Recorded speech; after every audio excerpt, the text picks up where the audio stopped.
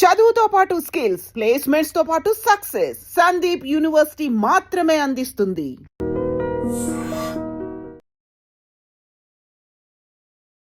చిరంజీవి గారి సినిమా ఎలా ఉండబోతుంది సార్? స్కూల్ మార్చేసాం.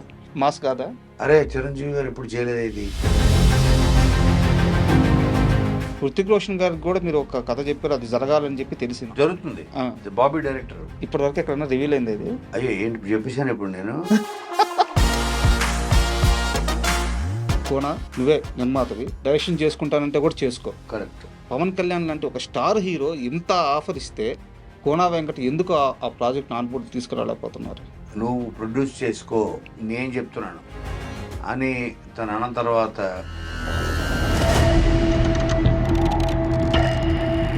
ఆర్జీవీలో మీరు చూసిన ఆ సైక్ మూమెంట్ ఏంటి? అంటే ఇలా ఈ మనిషి తెప్పించి ఎవరు ఆలోచించరు. నిద్ర లేచిన దగ్గర నుంచి నిద్ర పోయేంత వరకు అతను ఒక సైకిల్లోనే ఉంటాడు.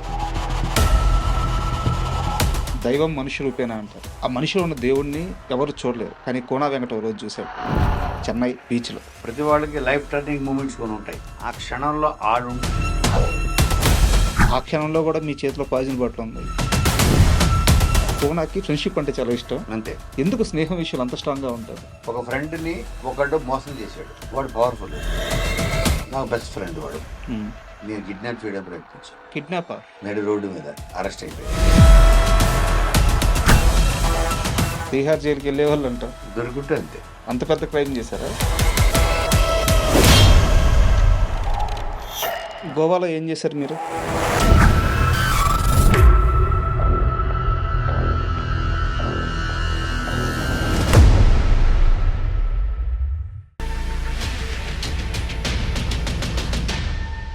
Hi, welcome to my show. ఈరోజు మనతో పాటు గెస్ట్గా కోనా వెంకట్ గారు ఉన్నారు. సో ఆయనకి ముందు ఎలాంటి పరిచయ వ్యాఖ్యలు అవసరం లేదు, ఎందుకంటే తెలుగు సినిమా పరిశ్రమ అనగానే హీరోలు, హీరోయిన్లు, డైరెక్టర్లు వీరికి మాత్రమే స్టార్డమ్ సొంతం అనుకునే కాలంలో ఒక రైటర్ ఒక స్టార్ అవ్వగలడు. ఒక రైటర్ పేరు చూసి ఆడియన్స్ థియేటర్స్కి వస్తారు. ఒక రైటర్ పేరు చూసి సినిమాకి బిజినెస్ కోట్ల రూపాయల్లో జరుగుద్ది. ఇలాంటివన్నిటిని నిజం చేసిన ఒకే ఒక స్టార్ రైటర్ అయినా ఆయన ఇప్పుడు ప్రొడ్యూసర్గా కూడా సినిమాలు చేస్తూ వస్తున్నారు. హాయ్ సార్, నమస్తే. నమస్తే. నమస్తే. తోకలేని పెట్టే సినిమాకి మీరు నిర్మాత, ధర్మవరపు సుబ్రహ్మణ్యం గారు డైరెక్టర్, నరేష్ గారు హీరో. సో ఇదంతా ఎందుకు తీయాల్సి వచ్చింది, ఇదంతా నేపథ్యం చెప్పేశారు. బట్ ఆ సినిమా గురించి నాకు ఒక చిన్న డౌట్. ఆ సినిమా స్టార్టింగ్లో అంబటి రాంబాబు గారు కొత్తగా మైక్ పెట్టుకొని 2 సీన్లో మాట్లాడుతూ ఉంటారు, యాక్ట్ చేశారు. అంబటి రాంబాబు గారితో మీకు అసలు అప్పటి నుంచి రిలేషన్ ఎలా? నాకు ఎలాగంటే 89 ఇది 18 నేను తీసింది 96. సార్ నాకు రాజశేఖర రెడ్డి గారు వాళ్ళతోటి బాగా క్లోజ్. ఎలాగంటే ద్రోణరావు సత్యనారాయణ గారు మా మామగారు. సార్ అవును. ఆయన రాజశేఖర రెడ్డి గారు మంచి క్లోజ్. అలాగే నేను రెగ్యులర్ ఆయనతో పాటు ఆయన వచ్చినప్పుడల్లా ఎయిర్పోర్ట్కి నేనే కార్ వేసుకెళ్ళడం. సార్ ఆయనతో రోజు రాజశేఖర రెడ్డి గారి ఇంటికి వెళ్ళడం. అక్కడ వీళ్ళందరూ పరిచయం. ఉండవెల్లి అరుణ్ కుమారు, ఓకే, అంబటి రాంబాబు, వీళ్ళందరూ. అలాగ నాకు ఫ్రెండ్స్ అవడం, అందరూ కలిసి కాఫీలు తాగి ఇలాగా నేను రోజు నేను లేకుండా ఆయన కాలు బయట పెట్టాడు కాదు. వైజాగ్ నుంచి దిగారు అంటే ఎయిర్పోర్ట్ దగ్గర నుంచి మళ్ళీ ఎయిర్పోర్ట్ ఎక్కించేంత వరకు ద్రోణ సత్యనారాయణ గారు నేనే ఉండాలి. లేక్ వ్యూ గెస్ట్ హౌస్లో దిగేవారు. సాయంత్రానికి వీళ్ళందరూ చేరేవాళ్ళు. ఓకే. మొత్తం ఒక బ్యాచ్ ఉన్నారు. కేవీపీ రామచంద్రరావు గారు, అంబటి రాంబాబు గారు, తర్వాత ఉండవెల్లి అరుణ్ కుమారు, ఒట్టి వసంత కుమారు, ఇలాగ మొత్తం వీళ్ళందరూ. తర్వాత వైఎస్ఆర్ గారి క్వార్టర్, మైసూరారెడ్డి, డిఎల్ రవీంద్రారెడ్డి, నాకు వీళ్ళందరూ పరిచయం ఆయనతోటే. ఆయన దెబ్బకే 86 నుంచి. అప్పటి నుంచి అలాగలాగలాగా ఇక అన్నాకు ఫోన్ చేసేవాళ్ళు. వెంకట్ మీ మామ ఎప్పుడు వస్తున్నాడు అని నాకు ఫోన్లు. అప్పటికి సెల్ ఫోన్స్ కూడా లేవు కదా. 86, 87 ఆ టైంలో. 89లో రాంబాబు గారు ఎమ్మెల్యే. అవును అవును సార్, ఫస్ట్ ఎమ్మెల్యే. అలాగా నాకు ఫోన్లు. ఇలాగ నాతో చని ఏర్పడ్డాం. ఈ రోజుకి నేను అరుణ్ కుమార్ తోటి అన్న సోదర వీళ్ళందరినీ కూడా సోదర అంటుంటాను అంతే. అలా పరిచయం. అలా సినిమా తీద్దాం అనుకున్నప్పుడు నాకన్నా ఎక్కువ ధర్మ సుబ్రహ్మణ్యం గారికి రాజశేఖర రెడ్డి గారితో జర్నీ. సార్. ఆయనంటే బాగా ఇష్టం. First time direction. హ్మ్. ప్లస్ అంబటి రాంబాబు గారి స్నేహం. హ్మ్. నాకన్నా ఎక్కువ ఆయనకున్నాయి. సార్. ధర్మవర సుబ్రహ్మణ్యం గారికి. సార్. ఆయనకి అలా ఇంట్రెస్టా? రాంబాబు గారికి ఇంట్రెస్టా యాక్టింగ్ మా చేయాలని? ఇంట్రెస్ట్ హ్మ్. ఇంట్రెస్ట్ ఆయనకి. అలాగా ఆహ్, ఆయన ఆ సినిమాలు ఇప్పుడు మీరు చెప్తే నాకు గుర్తొచ్చింది. నాకు గుర్తు కూడా లేదు. తోకలేనిపేటలో రాంబాబు గారు ఉన్నారా? హ్మ్. అని నేను ఒక సెకండ్ ఆలోచించా. కరెక్ట్ కదా! ఉన్నారు కదా! అని. సార్. చాలా ఇంటర్వ్యూలో చెప్పారు. 'ఆర్‌జీవి నా జీవితాన్ని మార్చిన వ్యక్తి' అని చెప్పేసి.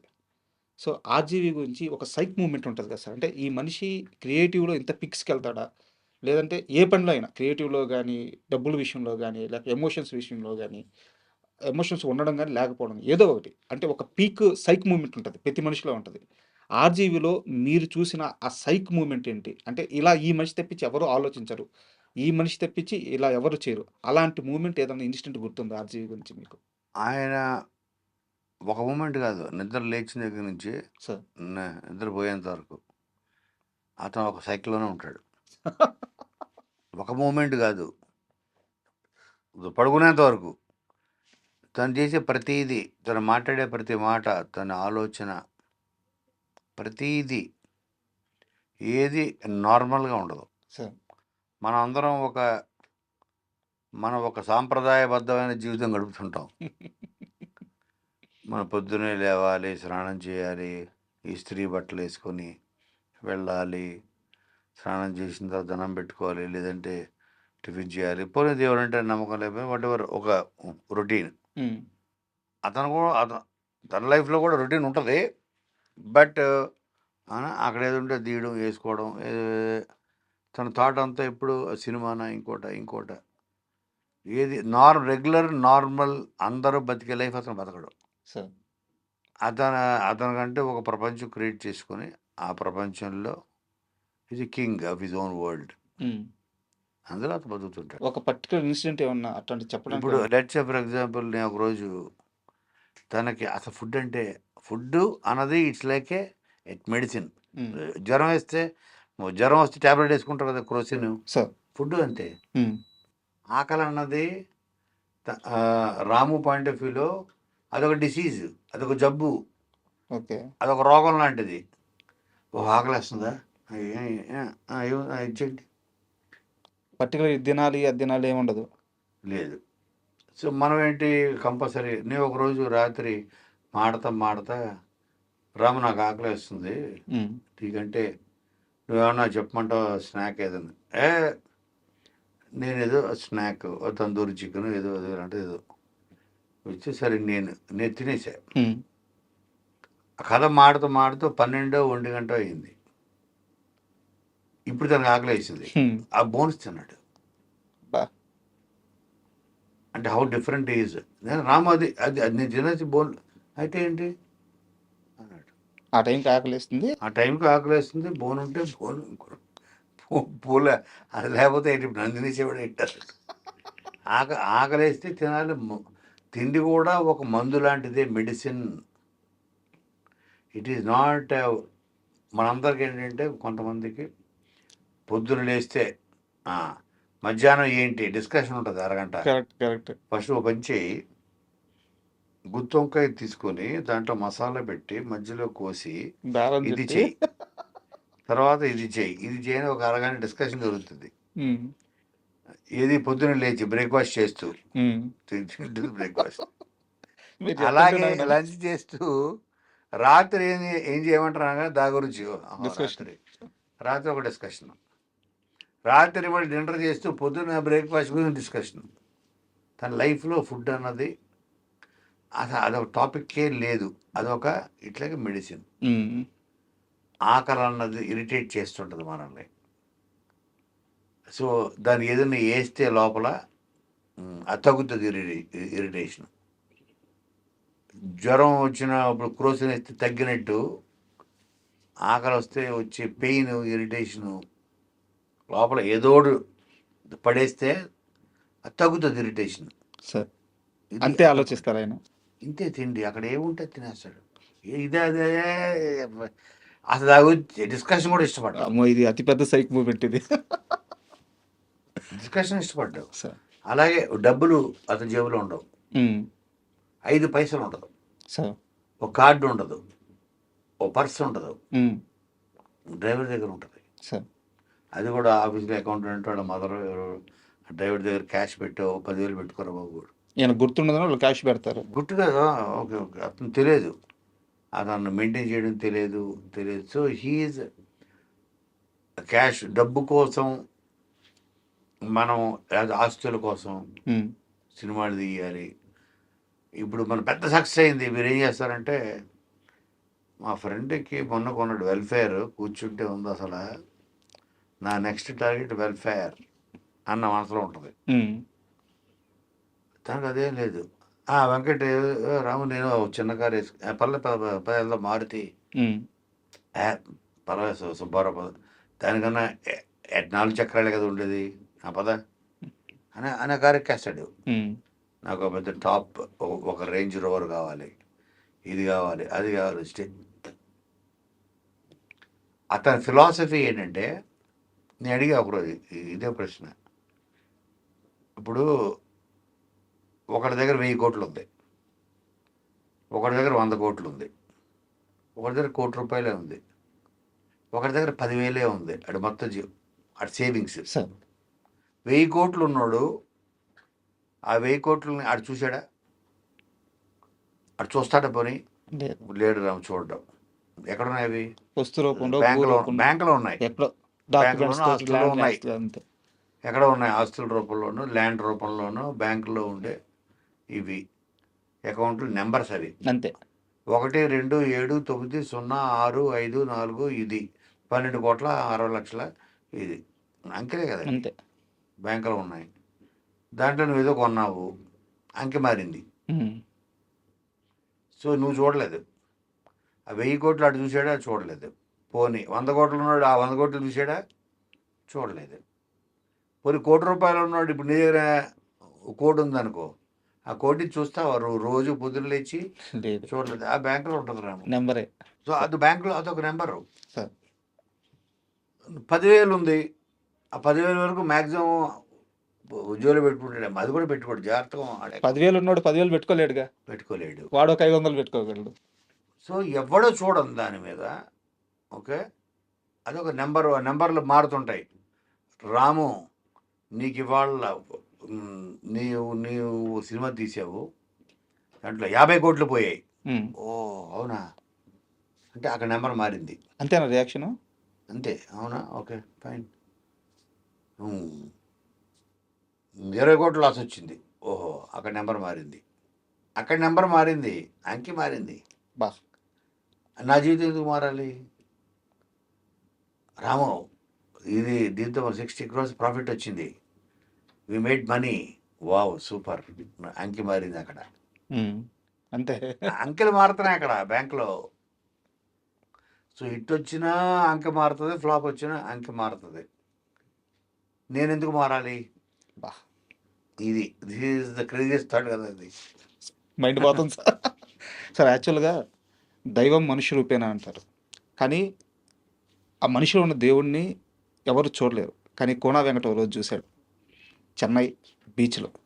అదే ప్రాణాలు తీసుకోవడానికి, సూసైడ్ చేసుకోవడానికి వెళ్తే మీకు దేవుడు కనిపించాడు. అవును, ఫిజికల్లీ హ్యాండిక్యాప్డ్ దేవత కనిపించింది. అవును. మళ్ళీ ఆ దేవత దర్శనం ఎప్పుడన్నా అయింది? లేదు, ఎప్పుడు అవ్వలేదు. నేను చెప్పాను కదా, అందులో కూడా చెప్పాను. మళ్ళీ వెళ్ళాను, ఎతికానని. నేను బట్టి సక్సెస్ అయిన తర్వాత బెలూన్స్ అమ్ముకుంటూ, అది కూడా హార్ట్ షేప్ బెలూన్సే, సార్. మళ్ళీ నాకు కనపడలేదు. అంటే మనకి ఒక్కొక్కప్పుడు ఏమంటారు, మన ప్రతి వాళ్ళకి లైఫ్ టర్నింగ్ మూమెంట్స్ కొన్ని ఉంటాయి సార్. ఆ లైఫ్ టర్నింగ్ పీపుల్ కొంతమంది వస్తుంటారు ఆ క్షణానికే సార్. వాడు మనతో లైఫ్ లాంగ్ వాళ్ళు ఉండడం వల్ల మన లైఫ్ మారదు. ఆ క్షణం, ఆ క్షణంలో ఆడు ఉండటం వల్ల మన లైఫ్ వేరే టర్న్ తీసుకుంటుంది, ఆడు లేకపోతే వేరే టర్న్ తీసుకుంటుంది.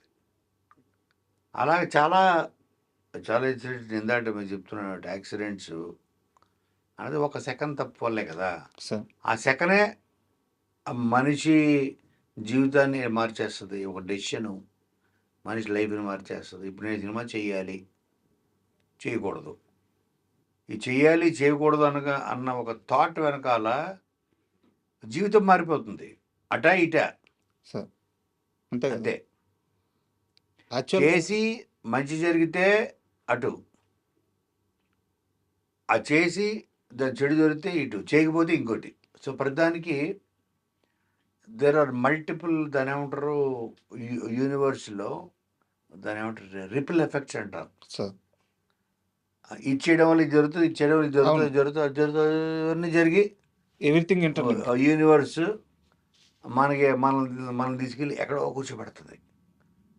దాని అంతటి కారణం ఆ సెకండ్లో నా మూడ్ బాగుండి నేను దానికి ఎస్ అని చెప్పా. నా మూడ్ బాగుండి మొత్తం పోయింది. నా మూడ్ బాగాలేక నేను నో చెప్పా. ఇంట్లో ఉన్న ఇరిటేషన్ వల్ల, దానివల్ల నా జీవితం మారిపోయింది. సార్. అది చెప్పుంటే ఎస్ అని నేను ఇవాళ నా దగ్గర అన్ని 100 కోట్లు ఉన్నాయి, 800 కోట్లు ఉండు అనుకునేవాళ్ళు ఎంతోమంది ఉంటారు. అలాగా ఆ మూమెంట్ చెప్తున్నాను నేను. ఆ రోజు ఆ క్షణానికి ఆ మూమెంట్కి ఆ అమ్మాయి కనపడడం, మనలో ఏవీ లేకపోయినా అన్నీ ఉండి కూడా మనం చావాలనుకుంటున్నాం, డిప్రెషన్ గురయ్యి, ఏవీ లేకపోయి 2 చేతుల్లో 2 కాళ్ళు, ఆ బెలూన్స్ అమ్మే అమ్మాయికి. అమ్మాయికి వాళ్ళ తమ్ముడు తోస్తున్నాడు కార్డు, సార్. దానికి కట్టున్నాయి మొత్తం బెలూన్స్, ఆ చక్రాలు బట్టి. సో ఎంత నవ్వుతూ అమ్మ అంత సంతోషంగా ఇంకా ఎలా ఉంటుంది. 2 కాళ్ళు లేవు లిటరల్గా, ఇక్కడ దాకా లేవు, ఇక్కడ దాకా లేవు, 2 చేతులు. అంత సంతోషంగా ఎలా ఉండగలుగుతుంది. నవ్వుతుంది. నవ్వు ఒక సెకండ్ కూడా పక్కెళ్ళలేదు, చెరిగిపోలేదు. ఆ క్షణంలో కూడా మీ చేతిలో పాయిజన్ బాటిల్ ఉంది. అదే క్షణంలో పాయిజన్ కాదు, అదే విషయం, టాబ్లెట్, కాంపోజ్, నిద్ర మాత్రలు చేతిలోనే ఉన్నాయి. ఆ క్షణంలో ఉన్నాయి. సార్ నిజంగా దేవత వచ్చి బతికించినట్టే సార్. అట్లా ఆయన చూసి అమ్మని అబ్జర్వ్ చేస్తూ చేస్తూ చేస్తూ ఇదేంటిది అని. అలాగా మనకి లైఫ్ టర్నింగ్ మూమెంట్స్ చాలా వస్తాయి. మనం అటు గుర్తించాలి. Should pay attention. అది మనం అదో డెసిషన్ అవ్వచ్చు, అది పర్సనల్ అవ్వచ్చు, ఒకరితో స్నేహం అవ్వచ్చు, ఎనీథింగ్. ఆ మూమెంట్ని వదులుకోకూడదు. మనకు సిగ్నల్ ఇస్తుంటుంది నేచర్. దేవుడు చాలా గొప్పోడు. దేవుడు ఆర్ ఫోర్స్ ఆర్ శక్తి ఆర్ యూనివర్సల్ పవర్, దాన్ని ఏమన్నానండి, అది జీసస్, బాలాజీ, అలా డజంట్ మ్యాటర్, సమ్ ఫోర్స్ అయితే ఉంది. మనం దాని వైపు చూస్తేవా ప్రతివాడికి ఇస్తుంటుంది. దాని వైపు అటెన్షన్ పే చేసి చూసినోడు గొప్పవాడు అవుతాడు, చూడనోడు అలాగే ఉంటాడు. కరెక్ట్ టైంలో చూసిన వాళ్ళు కరెక్ట్ టైం కరెక్ట్ డెసిషన్, అంతే. కోన వెంకట అవుతారు. ఏమో తెలియదు. అంటే నేను ఇంకా బట్ ఐఎమ్ హ్యాపీ. అది చెప్తున్నా, మనం ఎప్పుడు మనకి నేచర్ ఇచ్చే సిగ్నల్స్ అని మనం పట్టించుకోవాలంతే. చెప్తారు కదా, ఏదో ఒక సామెత ఉంది, మన అదృష్టం డోర్ బెల్ కొడుతుంటే మనం తీయం ఒక్కోసారి. నేను చాలాసార్లు అనుకుంటా ఉంటాను, నాకు ఎవరితో పనిపడి అర్జెంట్ అతని చేత పాట పాడించాలి, రాయించాలి, ఇది మంచి పాట, నన్ను ఎప్పటి నుంచి అడుగుతున్నాడు పాపం అని ఫోన్ తీసి చేస్తా, తీయడు. రెండోసారి చేస్తా, తీయడు. మూడోసారి చేస్తా, తీయడు. చేయొద్దని ఇలాగ 4-5 సార్లు చేసిన తర్వాత సర్లే అని ఇంకోటి ఫోన్ చేస్తా, టక్కని తీస్తాడు. నువ్వు గంటలో ఆఫీస్కి వస్తావా, అద్భుతమైన సాంగ్ ఉంది రాయాలి అన్నా, 10 minutesలో ఉంటా అన్నా. వస్తాడు, రాస్తాడు, బ్లాక్ బస్టాడు, కెరీర్ మారిపోయింది. ఇప్పుడు ఇతర వైపు వెళ్ళి ఆలోచిద్దాం, అటువైపు వెళ్ళి. ఓకే, అతను ఒక పాట కోసం ఎదురు చూస్తూ 3-4 ఆఫీసులు తిరిగి ఒక ఆఫీస్కి వెళ్ళి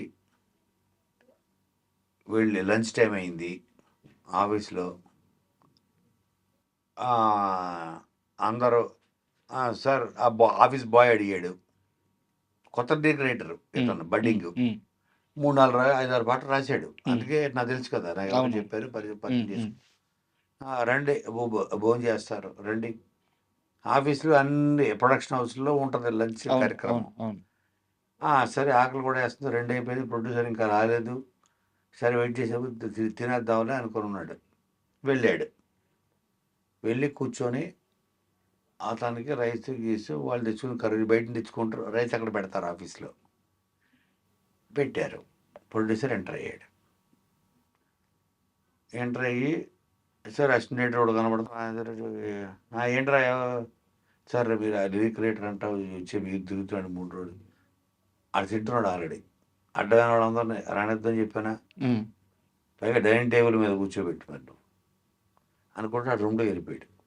వీడి పరిస్థితి ఏంటి, తింటున్నాడు, ఇంకా 2 ముద్ద 3 ముద్ద వెళ్ళింది. సార్ ఇంకా వాడు ఇంక చచ్చిపోదా అనిపిస్తుంది. ముద్ద నోట్లోకి వెళ్తూ అంతే కదా. దాని స్ట్రగ్లింగ్ ఫర్ కెరియర్. ఒక్క పాట వస్తే నా టాలెంట్ ఏంటో వద్దులే, దీని బదులు ఇంట్లో చెప్పాడు భార్యకి, ఎందుకే జీవితం ఇది అనవసరంగా, మంచి మీరు జాబ్ వదిలేసుకొని మీరు సేల్స్ ఎగ్జిక్యూటివ్లో పనిచేసేవాడు, అది చూసుకోవడం బెటర్. ఆ డిప్రెషను ఏంటి అంత మాట అనేసాడు. అడ్డమైన ఫోన్ పక్కన పడి ఉంది, డిప్రెషన్లో ఉన్నాడు. ఒక 6 బీర్లు తెచ్చుకున్నాడు, 10 బీర్లు తెచ్చుకున్నాడు, తాగుతున్నాడు. అవతల కోనంగట్ వార్నింగ్ అవుతుంది, తీయట్లే.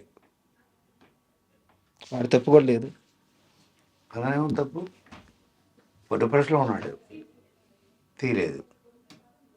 2 రోజులు తీయలేదు, 3 రోజులు తీయలేదు.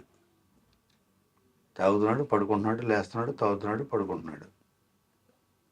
రూమ్మేట్స్, వైఫ్ లేదు. సరే ఇంకొకరికి ఇచ్చా, సూపర్ హిట్, వీడికి మారిపోయింది. నిజంగా జరిగినట్టుంది ఇది. ఇలాంటివి జరిగాయి అని చెప్తున్నాను. నాకు ఎప్పుడో ఈ సంగతి ఎప్పుడు తెలిసింది, మళ్ళీ నాకు ఒక 2-3 మంత్స్ తర్వాత ఎప్పుడో తెలిసింది. సార్ మళ్ళీ ఏమయ్యా నీకోసం, ఆ తర్వాత చూసుకున్నా సార్,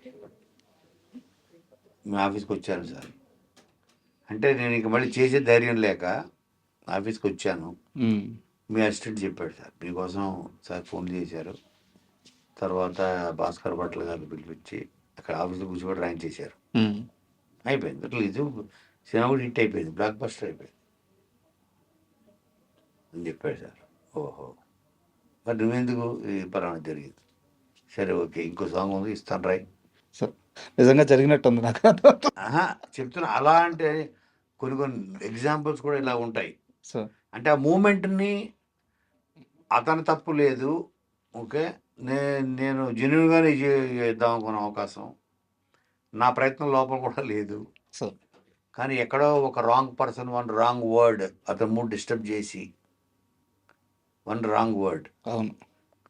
అడ్డమైన వాడు అందరూ వచ్చి తింటారు లంచ్ టైం, ఒకటి అడ్డమైన వాడికి అంటే నీ ఎవడొస్తే ఆడి పెట్టేస్తావా కంచం, నీది కాదు కదా సొమ్ము, ఇలా అనుకుంటే వెళ్ళిపోయాడు లోపలికి. ఇలాగా వెళ్ళిన ఇంకొక సందర్భంలో అమ్మ ఏంట్రా ఇది, ఒక అసిస్టెంట్ డైరెక్టర్ జరిగింది ఇది. అసిస్టెంట్ డైరెక్టర్ పేరు చెప్తే షాక్ అయిపోతారు. పేరు చెప్పండి సార్. రవితేజ. తింటుంటే మాస్ మహారాజా రవితేజ. ఇప్పుడు అప్పుడు డైనింగ్ టేబుల్ మీద కూర్చొని 4 ముద్దలు తిన్న తర్వాత ఒక ప్రొడ్యూసర్ అన్న మాటలు ఇంతనే చెప్పాడు నాకు. మరి ఇప్పుడు అది షివరింగ్ వస్తుంది సార్ ఒళ్ళు మీరు చెప్పిన తర్వాత. అలాంటి పరిస్థితులు ఫేస్ చేశారు ఆయన. ఎస్, అలాంటి అసిస్టెంట్ డైరెక్టర్లు ఇలాగ సినిమా ఇండస్ట్రీలో ఎస్పెషల్లీ ఇక్కడే చూస్తాం మనం. సార్ ఏమంటారు, ఇలాంటి మూమెంట్స్, అలాంటి సిచ్యువేషన్ ఫేస్ చేయడు రవితేజ అక్కడి నుంచి. బట్ కష్టం మాత్రం అతను నమ్ముకున్నాడు, వదలలేదు. కసి తర్వాత ఇక అతనికి అవకాశాలు వచ్చింది. అతను అంటూ ఒక మార్కు, ఒక ఇది తెచ్చుకున్నాడు. వన్ ఫైన్ డే ఆ ప్రొడ్యూసర్ డేట్ల కోసం మేకప్ ఫ్యాన్ బయట తిరుగుతున్నాడు, కూర్చున్నాడు లోపల. సార్ పలానా ప్రొడ్యూసరు బయట వెయిట్ చేస్తున్నాడు అన్నాడు. నాకు ఈ కథ అంతా చెప్పాడు. చూసా, దేవుడు మళ్ళీ నీ కాలదారి రప్పించాడు. రియల్ సక్సెస్ ఇది కదా సక్సెస్ అంటే. రాజా, నేను రాజా అంటుంటాను సార్. అని. ఇప్పుడు నువ్వు కూడా నీ లెవెల్లో నీ స్టేజ్ చూపించాలి కదా. అతను అడిగి నువ్వు పొరపాటు కూడా డేట్లు ఇవ్వద్దు, నీ చేసిన అవమానానికి లేదు ఇస్తా అన్నాడు. నా రియల్ సక్సెస్ ఏంటో చెప్పనా కొనా, అతనికి డేట్లు ఇచ్చి అతను బ్యానర్లో సినిమా చేయడమే నా సక్సెస్ అన్నట్టు. చేశాడు పెద్ద నిర్మాత అయితే చేశాడు. నేనైతే చేయను, అలా అని అవమానించను. సారీ సార్, మీరు గొప్పోళ్ళు. ఏదో ఒక 2 పంచులు వేసి పంపించేసేవాడిని. అది జీవితాంతం కుమిలిపోయేలా. నేను కుమిలిపోయా కదా. నాకు ఇది జరిగితే నేను ఆ క్షణంలో కుమిలిపోయాను కదా. నువ్వు జీవితాంతం నువ్వు కూడా కుమ్మలాలి. మరి ఆ పెయిన్ నీకు తెలియాలా వద్దా? నీకు తెలియాలి. నేను మళ్ళీ ఇంకా తర్వాత నువ్వు నాతో మాడపోవచ్చు, ఇంత మాట, కానీ నేను అనుభవించిన పెయిన్ నువ్వు అనుభవించాలి, అది తెలియాలి. ఒక అవసరంలో ఉన్నప్పుడు వాడిని మనం తక్కువ చేసి చిన్నచూపు చూస్తే వాడి మనసు ఎంత గాయపడుతుందో వాడు తెలియాలని నేను అనుకుంటాను. వాడికి చేయాలన్నాడు. గురువు, నువ్వు మామూలు కాదు గురు, నువ్వు ఇక్కడితో ఆగవు, నువ్వు ఎక్కడికో వెళ్ళిపోతావు అన్నాడు. అది ఇంకా బిగినింగ్ స్టేజ్. మేము అప్పుడు అమ్మానాన్న తమిళమయ్యే ఏదో చేస్తున్నాం షూటింగ్. ఇప్పుడు చెప్తున్నా, 10 సార్లు తిరుగుంటాడు, 11 సార్లు కలిసాడు, సినిమా చేసాడు. అండ్ మీరు అమ్మ నాన్న తమిళమ్మాయి ప్రస్తావన తీసుకొచ్చారు కాబట్టి అడుగుతున్నాను. మన పూరి సినిమాల్లో చాలా సినిమాలు సూపర్ డూపర్ హిట్లు, ఇండస్ట్రీ హిట్లు కూడా ఉన్నాయి. బట్ చాలామందికి ఏంటంటే అమ్మ నాన్న తమిళమ్మాయి అనేది మనసుకి చాలా దగ్గరైన సినిమా. ఒక మంచి ఎమోషన్ ఉంటుంది సినిమాలో. ఇప్పటికీ అమ్మ నాన్న ఓ తమిళమ్మాయి తర్వాత అలాంటి సినిమా ఇప్పటివరకు మళ్ళీ రాలేదు. నేను ఓపెన్గా స్టేట్మెంట్ ఇవ్వగలను. 100%. సో అలాంటి కథలు మళ్ళీ ఎందుకు పుట్టట్లేదు సార్? దానికి ఏమి దానికి రీజన్ అంటే ఏముండదు. నేను చెప్పేది ఏంటంటే ఎనీథింగ్ ఈజ్ ఒక క్షణం, ఒక థాట్ ఒక పెద్ద కథకు దారి తీస్తుంది. ఆ కథ ఒక బ్లాక్ బస్టర్ దారి తీస్తుంది. ఆ సెకండ్ వచ్చే థాట్ సార్. అలాగా పూరి మైండ్లో అలాంటి ఎన్నో గొప్ప థాట్స్, గొప్ప సినిమాలు అయ్యాయి.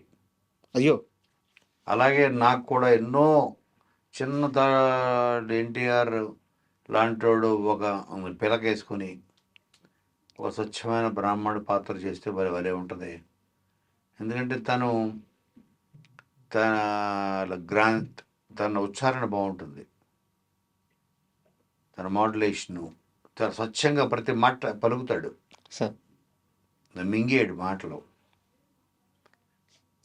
100% తెలుగు ఇండస్ట్రీలో ఎవరికన్నా ఎవరు చేయలేని పాత్ర ఏదైనా ఉంది అంటే ఒక ప్యూర్, ఒక పౌరోహిత్యం చేసుకునే ఒక పురోహితుడు పాత్ర చేస్తే బాగుంటుందని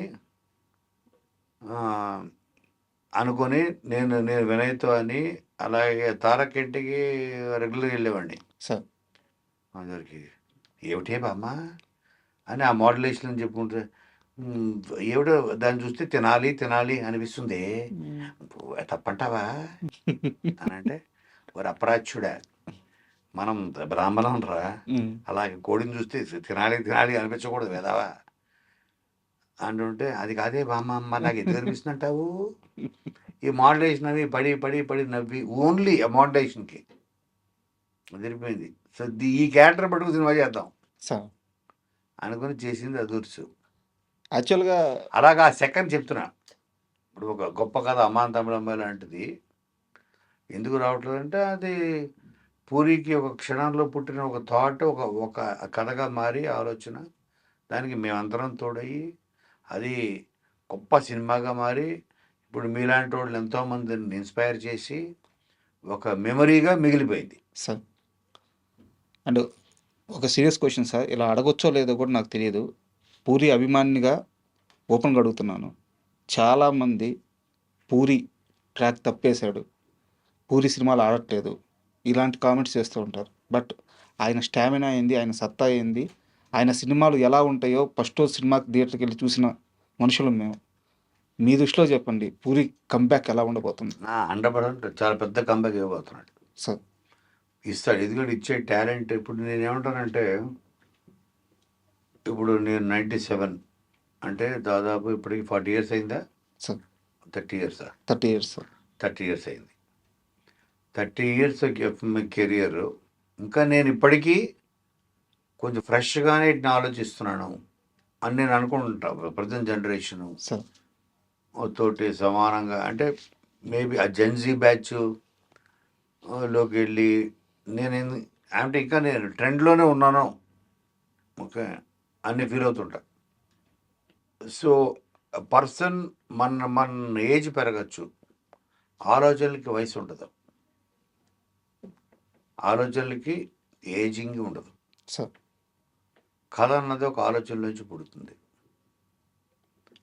సో పూరి అన్నవాడికి 2098లో ఒక ఇడియట్ అవ్వచ్చు, ఇట్లు శ్రావణ సుబ్రహ్మణ్యం, సార్ బద్రి, సార్ ఆ సినిమా నుంచి తన జర్నీ స్టార్ట్ అయ్యింది కదా. ఆ రోజు తను ఆలోచించే విధానానికి ఈ రోజు తను ఆలోచించే విధానానికి తేడా ఏమీ లేదు. అదే ఆలోచన, అదే బ్రెయిన్, అదే పూరి. సార్ బట్ మిస్టేక్ ఎక్కడ జరుగుతుందంటే, ఒక కథ అనుకుని అప్పుడప్పుడు ఆ కంటెంట్ రాంగ్ కంటెంట్ నమ్మడము. Take off is right, but landing కరెక్ట్గా లేకపోతే సార్ మిస్ఫేర్ అయ్యే ఛాన్సులు ఉంటాయి. బట్ ఒకసారి బ్రహ్మాండమైన ల్యాండింగ్లు జరిగితే పోకిరి లాంటి సినిమాలు అవుతాయి. కరెక్ట్. టేక్ ఆఫే థాట్ నేను చెప్పింది. అన్ని టేక్ ఆఫ్లు బ్రహ్మాండంగా ఉంటాయి, ల్యాండింగ్లు బాగుండాలి. ల్యాండింగ్లు బాగాలేకపోతే క్రాష్ అవుద్ది, సార్ అంతే కదా. ల్యాండింగ్ బాగుంటే పోకిరి అవుద్ది, అంతే. సో తను అన్ని టేక్ ఆఫ్లు బాగుంటాయి, సార్ ప్రాపర్గా ప్రతిసారి క్రాష్ అవ్వాలని ఎక్కడ లేదు కదా. యాక్చువల్గా ఇదే మాట విజేంద్ర ప్రసాద్ గారు అన్నారు సార్. ఓహో. విజేంద్ర ప్రసాద్ గారు ఏమన్నారంటే, నీ థాట్ ప్రాసెస్ కానీ, నువ్వు తీసుకునే ఆ బేస్ లైన్ కానీ, ప్లాట్ మెయిన్ పాయింట్ కానీ అద్భుతంగా ఉంటాయి. ఎందుకో ఎక్కడో కథను చెప్పే విధానంలో ఏదో చుట్టేస్తున్నావా, ఈసారి నీ సినిమా కథ రెడీ అయినప్పుడు అవును. నాకు ఒక్కసారి చూపించు. ఎందుకంటే ఆయన వాల్పేపర్లో పూరి జగన్నాథ్ ఫోన్ వాల్పేపర్లో ఎప్పుడు పూరి జగన్నాథ్ ఫోటో ఉంటుంది అనమాట. 100%. నాకు ఇష్టమైన డైరెక్టర్ అయ్యా నువ్వు. పూరి అన్నవాడు ఒక డైరెక్టర్గానే చూడండి, నేను ఒక డైరెక్టర్ బెస్ట్ ఫ్రెండ్తో పాటు హీఈజ్ ఏ ఫిలాసఫర్. సార్ తన పాడ్కాస్ట్లు వింటారు కదా మీరు? అవును సార్. హీఈజ్ ఎ ఫిలాసఫర్. ఎలాగైతే నేను ఇందాక చెప్పాను, రాము చాలా విషయాలకి అతీతుడు. సార్ ఒక ఆకలి, ఒక డబ్బు, ఒక సక్సెస్, అవన్నీ ఉన్నా లేకపోయినా లైక్ ఈ సర్వైవ్స్. తన ఉనికికి ప్రమాదం లేదు. అలాగే పూరి, తను ఒక ఫిలాసఫర్. తను ఆ బ్రిలియంట్ ఫిలాసఫీ ఏదైతే అందరూ మనం ఒక డైరెక్షన్ ఆలోచిస్తే తను ఒక్కడే ఒక డైరెక్షన్ ఆలోచిస్తాడు. సార్ అది చాలా మనకి ఒక్కసారి మనకి ఒక జోల్ట్ ఇస్తాడు. సార్ మన ఎందుకు ఆలోచించలేలాగా అనిపిస్తాడు. మీరు అన్నట్టు ఆ కథ వెళ్ళే విధానం, తీసుకెళ్లే విధానం, దాని చివరి దాకా ఆ థాట్ని చివరి దాకా తీసుకొచ్చే విధానంలో ఎక్కడన్నా చిన్న తప్పుల వల్లే, ఇక్కడ చెప్పారు, చిన్న తప్పులే పెద్ద యాక్సిడెంట్ అలా జరగాలి తప్ప. But 100% will give a comeback. So నువ్వు ఇప్పుడు రాబోయే సినిమాతో నాకు తెలిసి సార్ చాలా పెద్ద కంబ్యాక్ ఇస్తాడు అనుకుంటున్నాను. Waiting sir. And me life మొత్తం ఒకసారి పరిశీలిస్తే మనుషుల్ని ఎందుకో చాలా బలంగా నమ్ముతున్నారు, చాలా గుడ్డిగా నమ్ముతున్నారు. మీకు దానివల్ల ప్లస్ అయి ఉండొచ్చు, మైనస్ అయి ఉండొచ్చు, కానీ చుట్టూ ఉండే మనుషుల్ని నేను కొన్ని ఎగ్జాంపుల్స్ చెప్తాను. హరీష్ శంకర్ డైరెక్టర్ అవడంలో మీదే కీ రోల్. అలాగే బాబీ గారు. మీ దగ్గర రైటర్‌గా పనిచేసిన బాబీ గారు, ఈరోజు ఆయన ఏ పొజిషన్‌లో ఉన్నారో, ఆయన నేల మీద ఉన్నప్పటి నుంచి ఈరోజు ఆకాశంలో దాకా ఎవ్రీథింగ్ మీరే పక్కనుండి చూసింది, చూసుకుంది కూడా కరెక్ట్. బాబీ గారు. అలాగే ఇప్పుడు ఈ సినిమా తీస్తున్న డైరెక్టర్, ఇది మన బ్యాండ్ మేళం డైరెక్టర్ శివ నిర్వాణ గారు. సో, మీ అంటే వీళ్ళనే కాదు, ఒక వినాయక్ గారు గాని, అది ఫ్రెండ్స్ అవ్వచ్చు, ఫ్రెండ్స్. అవకాశాలు మీరివ్వచ్చు, కలిసి ట్రావెల్ అవ్వచ్చు. కొన్ని వందల మందితో కోనాకి ఇండస్ట్రీలో గుడ్ రిలేషన్ ఉంది. అజాత శత్రువు అని చెప్పి చెప్తా ఉంటారు. ఇంత భయంగా నమ్ముతుంటారనమాట. నేను కొంచెం ఇంటర్వ్యూ కోసం ప్రిపేర్ అయ్యే సమయంలో నేను వేరే వాళ్ళ ద్వారా అడిగి తెలుసుకుంది ఏందంటే, ఇదంతా సినిమా సక్సెస్ ఇది కాదు. కోనాకి ఫ్రెండ్‌షిప్ అంటే చాలా ఇష్టం. అంతే. ఫ్రెండ్‌షిప్ కోసం ఏమైనా చేస్తాడు. ఆ ఫ్రెండ్‌షిప్‌లో భాగంగానే ఈ సక్సెస్‌లు, ఈ రెవెన్యూ అయితే ఏమి, సక్సెస్‌లు అయితే ఏమి, ఈ స్థాయి అయితే మొత్తం వచ్చిందని చెప్పారు. ఎందుకు స్నేహం విషయాలు అంత స్ట్రాంగ్‌గా ఉంటారు? ఇప్పుడు ఫ్రెండ్షిప్ అన్నది అదొకటే చాలా ట్రూ ఎమోషన్ నమ్ముతా.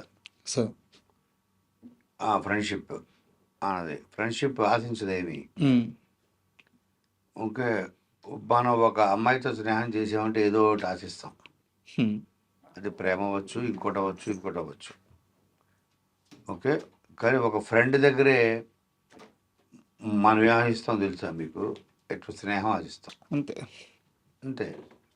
మనం పొద్దున్న లేస్తే ఒక ఫోన్ మాడుకొని, మనం ఏదో సినిమా చూసో, ఏదో సెల్లు మాడుకునో, ఇది తప్ప అంతకు మించి బియాండ్ దట్ ఎక్స్పెక్టేషన్ ఉండదు.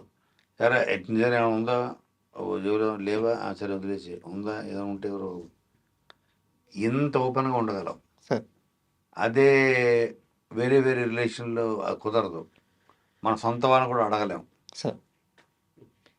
సో ఫ్రెండ్ దగ్గర అన్నీ ఓపెన్గా. మొన్న వచ్చిన వ్యాలంటైన్స్ స్పెషల్ క్లిప్స్లో కూడా నాకు నచ్చింది అదే చెప్పారు సార్. అవును. సో మధ్యలో ఇప్పుడు తాళి కట్టడం అనేది కలిసి ఉండడం కోసం అయితే పర్పస్ ఆఫ్ తాళి ఒక మనిషికి కట్టాలి, ఇంకో మనిషి. దాని పర్పస్ తాళి కట్టడం అనేది కలిసి ఉండడం కోసం అయితే మధ్యలో వెళ్ళిపోయి గర్ల్ ఫ్రెండ్ కాదురా, చివరిదాకా ఉండే మా స్నేహితులు కట్టాలి తాళి. మీరు స్టేజ్ మీద ఆ మాట చెప్పగానే నాకు అర్థమైంది సార్. ఈయన స్నేహానికి బాగా విలువిస్తారు కాబట్టి ఈయన అక్కడ ఒక ఫ్రెండ్ని ఒకడు మోసం చేశాడు సార్. వాడిని ఏం చేయలేకపోతున్నారు. కాలేజ్ డేస్లో చెప్తున్నాను. వాడు పవర్ఫుల్, ఆ మోసం చేసినాడు. నాకు బెస్ట్ ఫ్రెండ్ వాడు. మోసపోయిన వ్యక్తి ఏం చేయాలి? వాడిని ఎవరేం చేయలేకపోతున్నారు. నేను కిడ్నాప్ చేయడం ప్రయత్నించాను. కిడ్నాపా? నడి రోడ్డు మీద అరెస్ట్ అయిపోయా. తీసుకెళ్ళి లోపల ఇచ్చారు. నాకు డబ్బులు నాది కాదు, పోయింది నాకు కాదు. మళ్ళీ ఏదో మా ఇంట్లో కిడ్నాప్ నడి రోడ్డు మీద ఆయన తీసుకెళ్ళిపోయి నువ్వు ఆ డబ్బులు ఇస్తావా వస్తావా అని కూర్చోబెట్టాలనుకున్నాను. ఎంత స్టూపిడ్ థాట్ అది. కిడ్నాప్ చేస్తే వస్తాయి డబ్బులు అంటే ఏం చెప్తున్నావు? జస్ట్ 21, 22. బట్ మెచ్యూరిటీ వచ్చిన తర్వాత కూడా మీరు మారలేదు కదా స్నేహం విషయంలో. ఎందుకు మారాలంటే గోవాలో ఏం చేశారు మీరు? అది సినిమా తీసినప్పుడు చూడండి. అది సినిమా తీసిన తర్వాత చెప్తా. గోవాలో కూడా చాలా పెద్ద సాహసం చేశారంట. అబ్బో, అది అదొక మైల్ స్టోన్ ఫిల్మ్ అవుతుంది నా మూవీ. True story. తీస్తారా ఖచ్చితంగా? 100% తీస్తా. 100%. నాకు తెలిసి నాకు బ్యాండ్ మేళం నాకు ఆ శక్తిని ఇస్తుంది. సూపర్. ఇస్తే 100%. దీంట్లో చాలా ఎమోషన్ ఉంటుంది. ఎండ్లో చివరికి ఏ తప్పు చేయలేదు సార్. బట్ దానివల్ల చాలా నేర్చుకుని చాలా కష్టాలు పడి అది చాలా పెద్ద స్టోరీ అది. బట్ దాని ప్రతి మూమెంట్ నా లైఫ్లో జరిగిందే. ప్రతిదీ నేను టెన్షన్ అసలు అది హ్యాపెండ్ ఇన్ 1890. నాకు అప్పటికే ఎంబీఏ అయిపోయింది. అయిన ఇయర్ అయితే తీహార్ జైలుకి వెళ్ళేవాళ్ళు అంట. దొరుకుంటే అంతే. అంత పెద్ద క్రైమ్ చేశారా? అంటే ఎవ్రీథింగ్ ఇస్ ఫర్ ఫ్రెండ్షిప్. అది అలాంటి ఎన్నో ఉన్నాయి నా లైఫ్లో. అంత దారుణంగా ఏమి ఇంట్లో అంటుంటారు మరి అవతల ఫ్రెండ్ అనుకుంటే మనం వెళ్ళిపోతాం అంతే. ఎంత దూరం వెళ్ళిపోతాం. సార్ ఇంతమంది స్టార్స్‌తో వర్క్ చేశారు. బట్ మీరు ఎప్పుడైనా చెప్పేటప్పుడు ఒక జూనియర్ ఎన్టీఆర్ గారి గురించి మాత్రం చాలా ప్రత్యేకంగా మాట్లాడతారు. అంటే మీ రిలేషన్ గాని, మీరు ఆయనతో ఒక 4 సినిమాలు వర్క్ చేశారు. సో, ఆ బాండింగ్ కాస్త చెప్తారా? ఎలా సెట్ అయింది అని? అది చెప్పా కదా! అది ఎలాగా అంటే సాంబా హ్మ్.